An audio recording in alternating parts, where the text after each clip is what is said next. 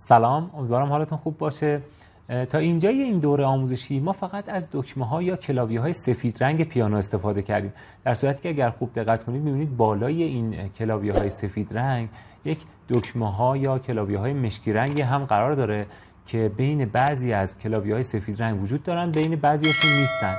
این دکمه‌ها یا کلاویه‌های مشکی رنگ نیم پرده‌ها در موسیقی هستند. ما قبلا یاد گرفتیم که یک اکتاو موسیقی توسط موسیقیدانها به 7 فاصله یا همون 7 نوت موسیقی تقسیم شد. حالا بعدها اومدن یک اکتاو موسیقی رو به 12 نیم پرده تقسیم کردن. خیلی نکته مهمی هست. یک اکتاو به 12 نیم پرده موسیقایی تقسیم شده که از این 12 نیم پرده 7 تاش مربوط به نوت‌های اصلی موسیقی هستن که کلاویه‌های سفید رنگ پیانو میشن و 5 تاش مربوط به نیم پرده ها هستن که میشن اون کلاویه های مشکی رنگ. بین دو تا نوت موسیقی هم چون فاصله شون نیم پرده بوده هیچ کلاویه مشکی رنگی رو برامون قرار ندادن. اگه بخوام یه مثال دیگه برای نیم پرده ها بزنم، چون ما اومدیم از رنگ استفاده کردیم برای یادگیری نوت های موسیقی، میتونیم اینجا هم مثال رنگ داشته باشیم، یعنی بین دو تا رنگ موسیقی رو میشه رنگ‌های دیگه‌ای رو هم انتخاب کرد. یعنی مثلا بین رنگ قرمز تا نارنجی میشه باز هم رنگ‌های قرمز دیگه و نارنجی‌های دیگه‌ای رو هم انتخاب کرد که اینا در واقع همون صداهای مختلف هستن. پس یک اکتاو موسیقی که از رنگ قرمز تا قرمز بود رو میتونستیم به 7 رنگ تقسیم کنیم، میتونیم به 12 رنگ تقسیم کنیم، یا حتی توی موسیقی ایرانی این به 24 رنگ تقسیم میشه. یعنی ما توی موسیقی ایرانی چون ربع پرده داریم، یعنی فاصله بین دو تا نیم پرده رو هم به 2 بخش میشه تقسیم کرد توی موسیقی ایرانی. پس انگار تعداد رنگامون هم داره بیشتر میشه که توی موسیقی غربی مثلا پیانو و گیتار دیگه این ربع پرده ها رو نداریم. پس توی این جلسه میخوایم با مفهوم نیم پرده در موسیقی آشنا بشیم و یاد بگیریم که چه علامت هایی برای نیم پرده ها توی موسیقی وجود داره. اونا رو یاد بگیریم توی آهنگ هامون دیگه بریم سراغ ساخت آهنگ هایی که توشون از نیم پرده ها استفاده شده. لطفا این جلسه رو ببینید.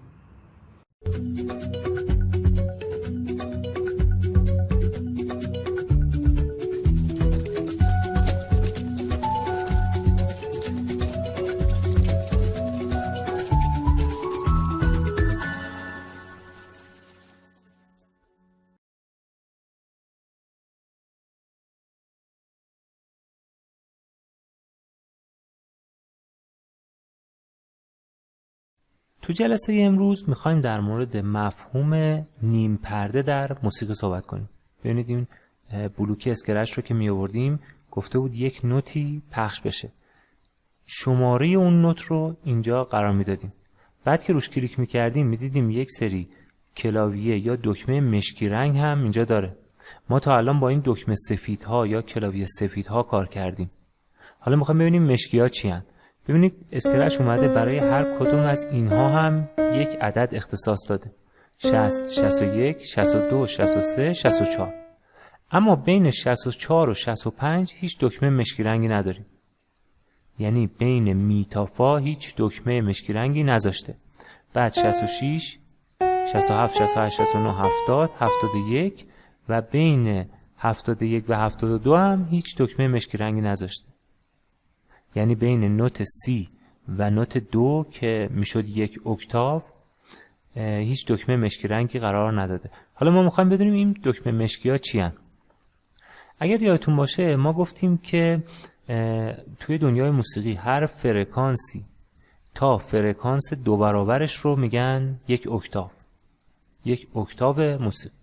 بعد گفتیم موسیقیدان‌های قدیم اومدن بر اساس صدای خوشایند برای انسان یک اکتاو موسیقی رو به 7 بخش تقسیم کردن که بعدها ریاضیدان‌ها دقیقاً فرمول این تقسیم بندی رو هم به دست آوردن. حالا همون موسیقیدان‌های قدیم اومدن برای این که صداهای بیشتری رو داشته باشن برای ساخت یک موسیقی، بین بعضی نوت‌ها رو تقسیم به 2 کردن. یعنی گفتن از این فرکانس تا این فرکانس هرچی هست ما اون عددش رو تقسیم بر 2 میکنیم و نصفش رو که جدا کنیم بهش میگیم نیم پرده و اینجوری نیم پرده ها در موسیقی به وجود اومد. اما بین می و فا گفتن خودش نیم پرده است، به خاطر همین تقسیم بندی نداره.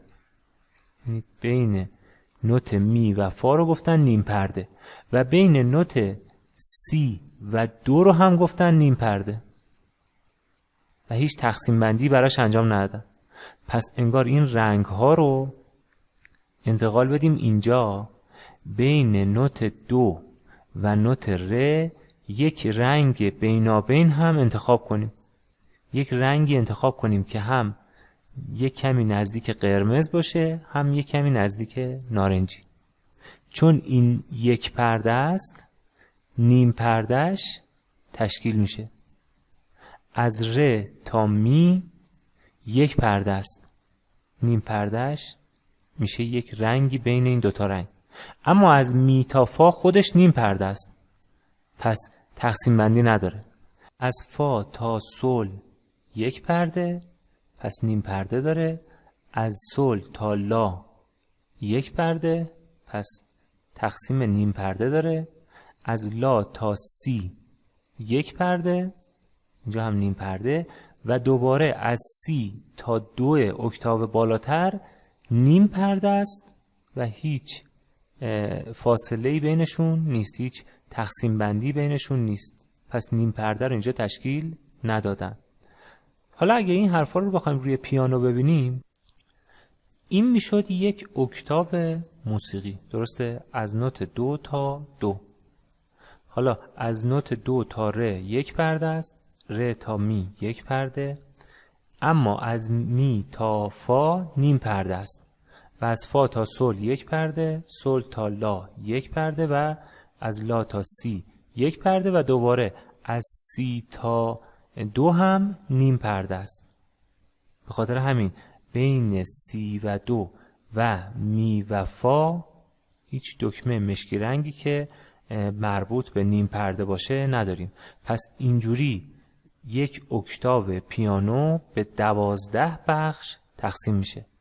12 بخش. ببینید هر کدوم از این یک پرده ها رو میشه به 2 تا نیم پرده تقسیم کرد.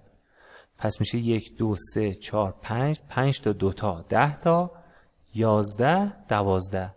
انگار توی پیانو یک اکتاو به 12 بخش تقسیم شده.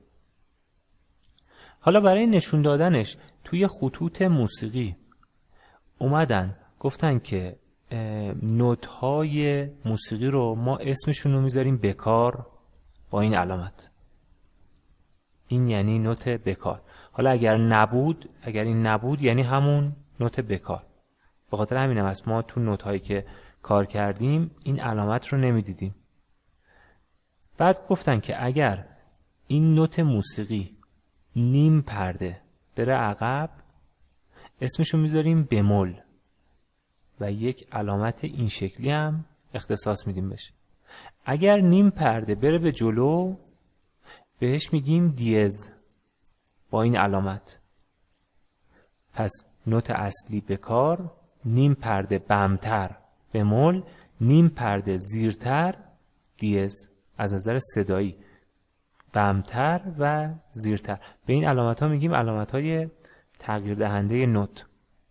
حالا اگه بیایم روی پیانو، این که نوت دو هست و این نوت ر هیچ فرقی نمیکنه که بگیم ر بمول یا دو دیز، هیچ فرقی بین این دوتا نیست.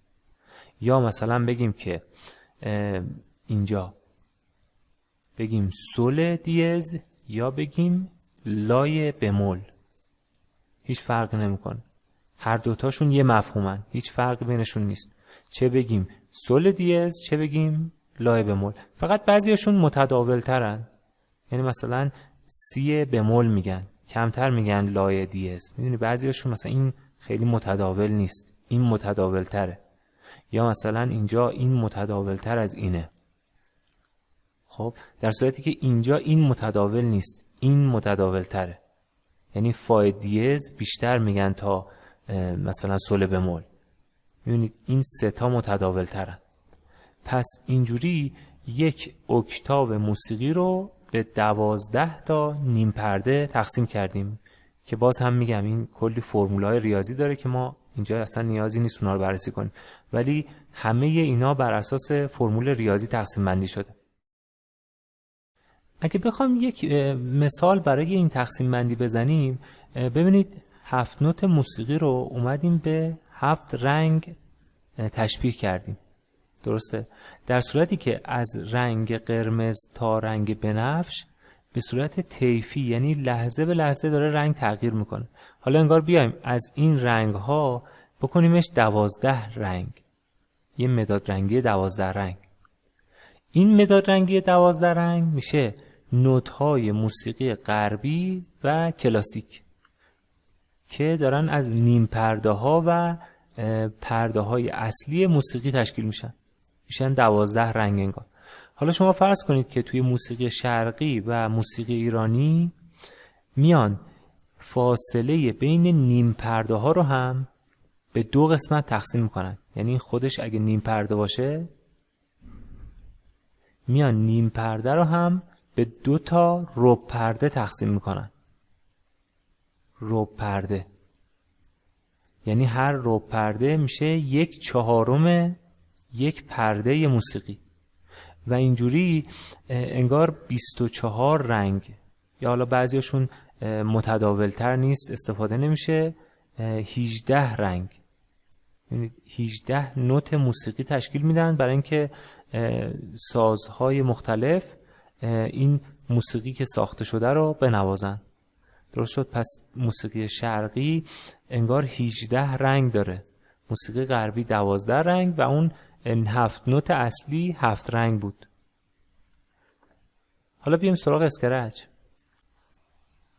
پس حالا متوجه شدیم که این دکمه های سیاه رنگ پیانو چه کاری انجام میدن. انگار بعضی نوت های موسیقی رو که یک پرده هستن تبدیل میکنن به 2 تا نیم پرده. بیاید دقت کنید 60. ببینید 61 رو خود اسکرچ اسمشو گذاشته سی دیز یا دو دیز. اینجا ر و اینجا رو گفته می بمول. ببینید هیچ فرقی نمی‌کرد، میتونست بگه ری دیز ولی گفته می بمول. بعد اینجا بین نوت می تا فا چون نیم پرده بوده فاصلهش هیچ دکمه سیاه رنگی رو قرار نداده. اینجا 66 میشه فا دیز، 66 میشه فا دیز، اینجا میشه سول، اینجا رو گفته سول دیز، میتونست بگه لا بمول. لا بمول متداول تره، یعنی باید اینجا به نظرم میذاش لا بمول. لا بمول متداول تر از سول دیزه. لا بمول، بعد سی بمول، سی بمول عدد 70 میشه سی بمول، عدد 71 میشه سی و نهایتاً بین سی تا 2 نیم پرده. پس هیچ دکمه سیاه رنگ اینجا قرار نمیگیره. اینجا یک پرده بود، یک پرده، یک پرده، نیم پرده، یک پرده، یک پرده. یک پرده ها رو با این دکمه سیاه رنگ تقسیم بر 2 کردهشون 2 تا نیم پرده و مجموعاً انگار 12 تا صدای مختلف که یک اکتاو رو تشکیل میدن. به خاطر همین هم است که اینجا 60 به علاوه 12 میشه 72. این 72 یعنی 12 تا صدای مختلفی که ما میتونیم توی هر اکتاو توی اسکرچ شبیه سازی کنیم. حالا اگر بخوایم یک پیانو رو شبیه اون بلزی که مدل کردیم بیایم توی محیط اسکرچ شبیه سازی کنیم، چیکار میکنیم؟ من یک عکسی آماده کردم، این عکس رو دقت کنید. میخوایم کیبوردمون رو تبدیل کنیم به یک پیانو. اینجا این 4 تا دکمه کیبوردمون رو اختصاص بدیم به این 4 تا، این 4 تا رو اختصاص بدیم به این نوت سول تا 2 بعدی و نیم پرده هامون رو بیایم این دکمه بالاش، ببینید این دکمه بالاشون که وسطشون هم قرار داره اختصاص بدیم به اینا. اینو بکنیم 2 دیز یا ر بمول، فرق نمیکنه. که بتونیم اینجوری با دست هامون انگار روی کیبوردمون یک پیانو داشته باشیم، روی کیبورد کامپیوترمون. توی اسکرچ برای اینکه این دکمه‌های پیانو رو بسازیم، ببینید من اینو پاک میکنم، میام سراغ قسمت نقاشی. اینجا یک مستطیل رسم میکنیم. فقط این مرکز شکل رو دقت کنید، مرکز شکل رو دقت کنید که مرکزاشون رو هم باشه. اینجا رنگش رو میکنم سفید. درست شد؟ اینجا فقط یک حاشیه دور هم باید بهش بدیم اینجوری. مثلا یک خیلی کمه، مثلا بهش میگیم 5. اینو انتخابش میکنم، بعد حاشیه دورش رو میکنم 5. خب خوب، اینو اینجوری میاریمش اینجا. فقط گفتم به این مرکزاشون دقت کنید. اینو میاریمش میذاریمش اینجا. دوباره یک محیط، اینو میتونیم کپی کنیم، بریم تو محیط نقاشی، پیست رو بزنیم و بیاریم بذاریمش اینجا. اسماشون هم خوبه هم الان مشخص کنیم. مثلا این بگیم C، این D، و حالا یک مستطیل مشکی رنگ هم میخوام اینجا. این مستطیل مشکی رنگ، رنگش رو هم کلا بکنیم مشکی و اینو باید بذاریمش اینجا. یک کمی کوچیک‌تر بشه بهتره. فقط به این مرکزشون دقت کنید که هم مرکز باشن حتما. این رو میذاریم اینجا. یه مقدار این باید بیاد این ورتر. این اینجوری.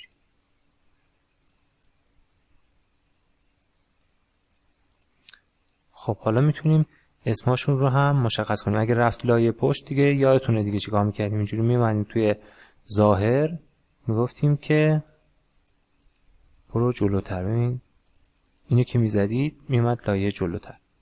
بعد اسمش رو هم میذاشتیم، این میشد CDS. میتونیم روشون اسمشون هم بنویسیم که جالب تر بشه. اینجوری من میگم اینجا می‌نویسم CDS. رنگش رو فقط باید سفید کنیم.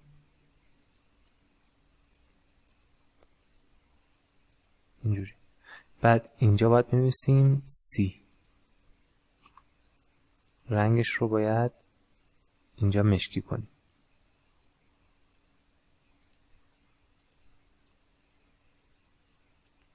خب اینجا شد C. یه مقدار میارمش پایین تر، کوچیکتر اینجا و اینجا قرار میگیره. درسته؟ اینجا باید بنویسیم D. این رو هم یه مقدار میتونیم کوچیکتر کنیم. اینجا میتونیم بنویسیم D. خب یه مقدار بزرگترش میکنم، میذاریمش اینجا.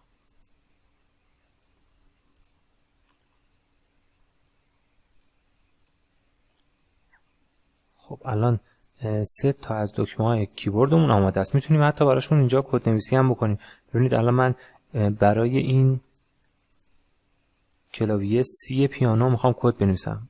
برای بلز چیکار میکردیم؟ میگفتیم وقتی پرچم سبز کلیک شد، خب وقتی که دکمه A کیبورد، این از کجا آوردم؟ اینجا. ببینید دکمه A کیبورد، وقتی که دکمه A کیبورد کلیک شد چیکار کنه؟ نوت 60 رو بنوازه. نوت 60. درسته؟ اینجا امتحان میکنیم. فقط حتما دقت کنید که زبان کیبوردتون انگلیسی باشه. اگه زبان کیبورد این گوشه پایین کرده باشید فارسی، این دکمه A کیبورد کار نمیکنه. این کار حتما دقت کنید. میتونیم ظاهرش هم بگیم کوچیک‌تر کنه دیگه. وقتی که این کلیک کرد روش، بیاد یه مقدار سایزش رو مثلا بکن 80% و بعد دوباره 100%. یعنی اینجوری میشه. خیلی 80 خیلی 95 خوبه. حالا همین کدها رو میتونیم انتقال بدیم برای دکمه ر. فقط اینجا باید بهش بگیم که بیایم اینجا دکمه S کیبورد اگر فشرده شد، اینجا باید بکنمش S. اس. درست شد. فقط اینجا هم باید بشه نوت ر. درسته؟ حالا ببینید برای این دو دیز هم همین دستورات رو می نویسم، اینجوری انتقالش میدم اینجا. اینو که دیگه نمیخوایم. دکمه کیبوردش چیه؟ W. اینجا میگم وقتی که W فشرده شد بیاد نوت دیگه نیم پرده. میبینید دیگه سی دیز یا دو دیز نوت شماره 61 رو بزنه چون نیم پرده شد. حالا یه امتحانی بکنیم.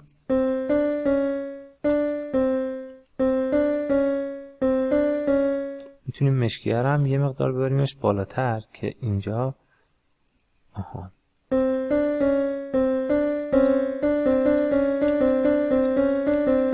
کامل درست شد. حالا بقیه دکمه های پیانو رو هم میتونیم اینجوری کامل کنیم.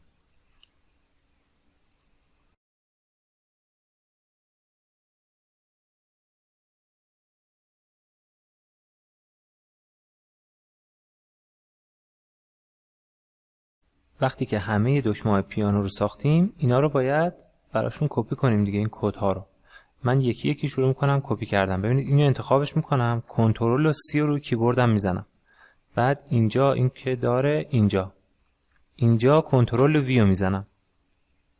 کنترل و وی رو که بزنم بعد اینجا بکنمش F.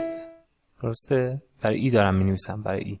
بعد بکنمش ای و اینجا دکمه کیبوردم بهش اختصاص بدم، میشه دکمه دی. دکمه دی.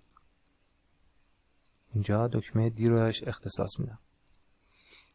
بعدی اینجا می بمول. می بمول چی بود؟ ای. ای و این دکمه. بعدش فا. برای فا چه دکمه بذاریم؟ F. دکمه F و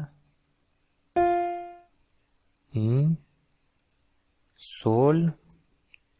برای سول چه دکمه بذاریم؟ H.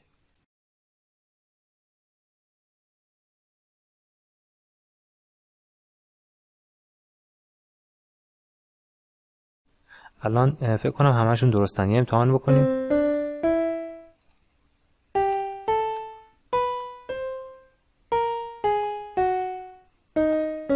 ببینید کامل درستن. و اینجوری انگار ما یک کیبورد رو توی کامپیوترمون شبیه سازی کردیم که میتونیم با دکمه های کیبورد کامپیوترمون قطعات موسیقی رو بنوازیم.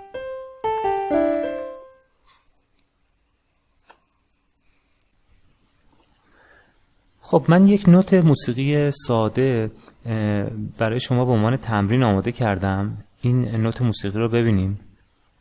آهنگ غوغای ستارگان، آهنگ معروف غوغای ستارگان که سه ضربی هم هست. میبینید سه ضربیه و ما اگه بخوایم اینو توی اسکرچ بسازیمش چیکار میکنیم؟ میایم اینجا یک ابزار موسیقی مثل پیانو رو وارد میکنیم. برای این پیانوه شروع میکنم کد نوشتن. اینو یه مقدار کوچیک‌ترش میکنیم و اینو میزنیم، تنظیمش میکنیم اندازه‌هاشو اینجوری. حالا شروع میکنیم به میزان بندی کردن. من یکی دو میزانشو میسازم، بقیه‌اش به عنوان تمرین. ببینید میزان اول چند ضربیه؟ سه ضربیه. 3 4 4 یعنی مشکی نوت سیاه و 3 یعنی سه ضربی. پس اینجا 3 تا نوت میذاریم که اولیش سکوته. سکوتش چند ضرب؟ یک ضرب. یک ضرب. یک ضرب. نوت چی؟ می. از کجا فهمیدم میه؟ اینجا. اینجا 64. بعدیش چیه؟ فا. اینجا 65. الان ببینید این شد میزان اول. خب باید تمپوشو تنظیم کنیم دیگه. میگیم وقتی که پرچم سبز کلیک شد تمپو رو روی 100 قرار بده. روی 100 و بعد میزان اول رو اجرا کنه. میزان اول. میزان دوم 2 تا نوت داره، یکیشون 2 ضربی، یکیشون 1 ضربی. اولی 1 ضربیه، دومی 2 ضربیه. سول اینجا 67 و بعد فا. حالا اینو ادامه میدیم به بعد میایم سراغ میزان سوم. میزان سوم رو همینجوری میاریم. این هم 2 تا نوت داره، یکی 1 ضربی، یکی 2 ضربی. تکرار میزان قبل هم هست دیگه. ببینید پس ما میتونستیم اینجوری 2 تا 2 بذاریم. پس این رو ویرایش میکنم، میگم این میزان 4. ببینید 3 همون 2، این 2 تا دقیقاً یکی هم. و اینجا میزان 4. میزان 4 هم 2 تا نوت داره. اولی 1 ضربی که میشه سول و بعدش میشه می. 2 ضربی، این 2 ضرب، این هم 1 ضرب. میزان 4 رو که میذاریم اینجا و نهایتاً 2 تا تکرار دیگه. این علامت تکرار، این علامت تکرار، یعنی برگرده از اول دوباره تا اینجا. پس اینجا هم 2 بار تکرار میخوام. یه امتحانی بکنیم.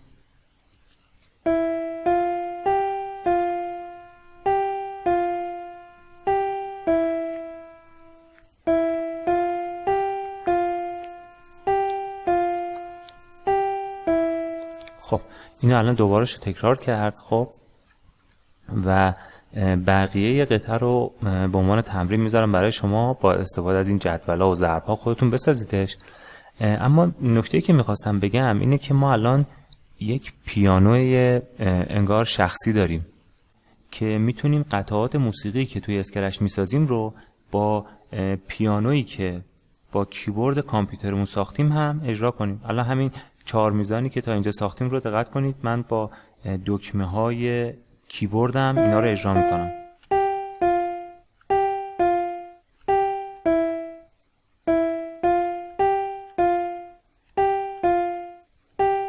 ببینید دقیقا همین 4 تا میزان بود. حالا برای اینکه بهتر ببینید من تصویر دست و کیبورد رو هم به شما نشون میدم. خب همینطور که توی تصویر پایین دارید میبینید، من دارم از روی کیبورد کامپیوترم فیلم برداری میکنم تا شما تصویر دستم رو ببینید.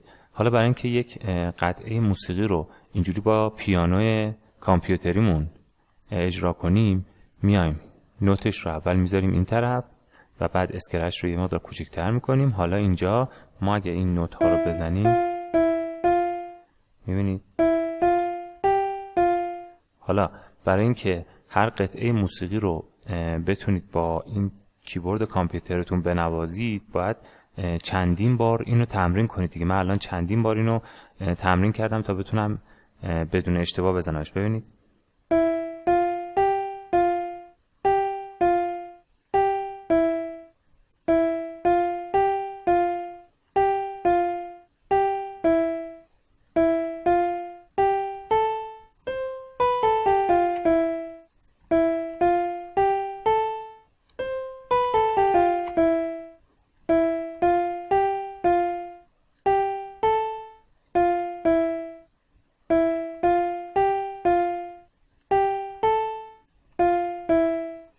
و اینجوری تونستیم این قطعه رو تا انتها با استفاده از پیانو شخصی که خودمون ساختیم روی کامپیوترمون اجرا کنیم.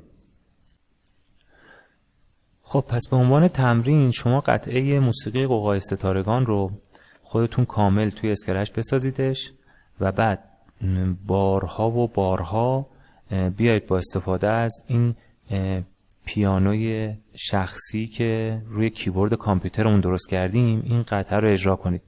این دکمه ها رو هم خودتون میتونید تغییر بدید. خودتون هر دکمه‌ای که راحت بودید رو به هر نوت موسیقی دوست داشتید اختصاص بدید.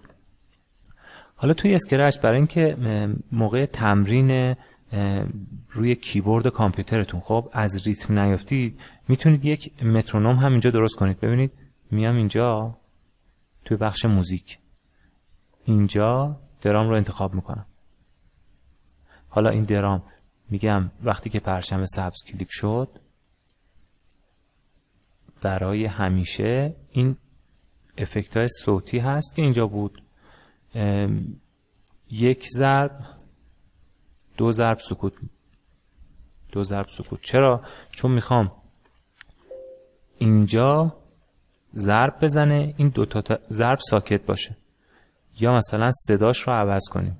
میبینیم مثلا ضرب اول رو یه جوری بزنه، 2 تا ضرب بعدی رو یه جور دیگه بزنه. پس اینو میذارمش کنار، یک افکت صدای دیگه ببینم کدومشون خوبه. مثلا این خوبه، اینو میگم 1 ضرب و این هم 1 ضرب. تمپوش رو هم تنظیم میکنیم. تمپو این قطعمون چند بود؟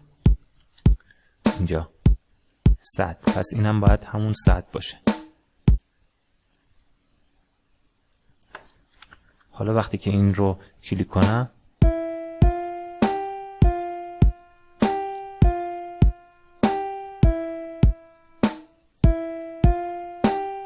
یعنی ما میتونیم با استفاده از این ضرب ها، خب موقعی که داریم روی کیبورد کامپیوترمون همین قطعه رو میزنیم سعی کنیم اون نوت ها دقیقاً صداشون با این صدای مترونوم یا ضربی که خودمون درست کردیم هماهنگ بشه.